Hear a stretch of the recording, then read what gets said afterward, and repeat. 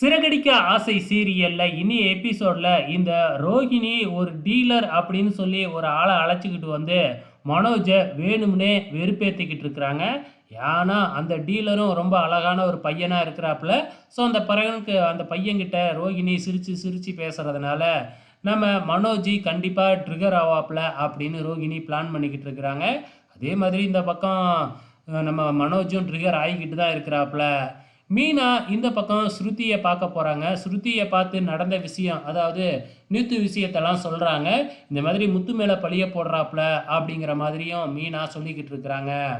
இந்த பக்கம் நம்ம முத்து கார் செட்டில் செல்வத்துக்கிட்ட கூப்பிட்டு இந்த மாதிரி சொல்லிக்கிட்டு இருக்கும் பொழுது செல்வம் இருந்துக்கிட்டு அந்த பொண்ணை அடித்தது தப்பே இல்லை அப்படிங்கிற மாதிரி பேச நம்ம முத்துவுக்கு செல்வம் மேலே சந்தேகம் வர ஆரம்பிக்குது.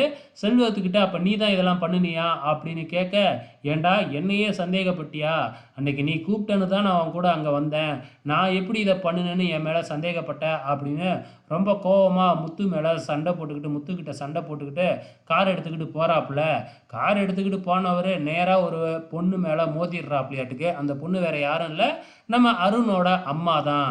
ஸோ அருணோட அம்மா கேரக்டரில் பண்ணிக்கிட்டு இருந்தவங்க நிஜத்திலேயே இறந்துட்டாங்க இல்லையா, கொஞ்ச நாளைக்கு முன்னாடி சூசைட் பண்ணி இறந்துட்டாங்க இல்லையா.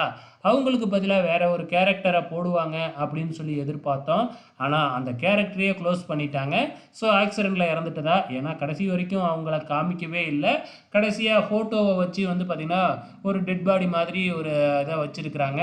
எல்லாருமே துக்கம் விசாரிக்கிறதுக்காக வீட்டுக்கு வராங்க. கடைசியாக முத்துவும் மீனாவும் வரும்பொழுது என் அம்மாவை நீ தான் கொன்ன அப்படின்னு அருண் முத்துக்கிட்ட சண்டை அடிச்சுக்கிட்டு இருக்கிறாப்புல. இதுதான் நடந்திருக்கு. அப்கமிங்கில் இன்னும் என்ன நடக்க போகுது அப்படிங்கிறத பொறுத்திருந்து பார்க்கலாம்.